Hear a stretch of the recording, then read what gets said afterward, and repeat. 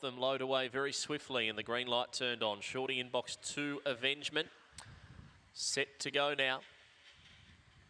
Offer Racing, Avengement jumped beautifully, straight to the lead, and this should be all over really. Avengement led clearly by 3 lengths, Red Hot Camaro.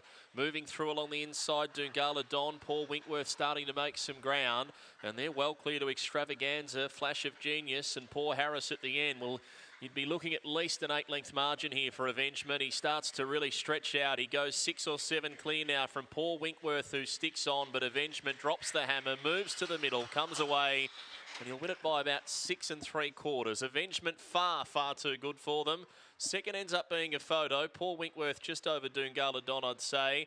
Pretty close for the minor end of the prize. And then getting back to 4th. Flash of Genius coming through. Might nail Red Hot Camaro there. They were then clear. The last few to clock in. Extravaganza with Poor Harris. And it's a fast run. 29.26. My goodness, look at the sections. 5 flat. Hasn't the catch on lure brought Avengement out? 5 flat to the first peg, 18.75, 29.26. They're different gravy, these top class dogs, and you see that with a dog like Avengement.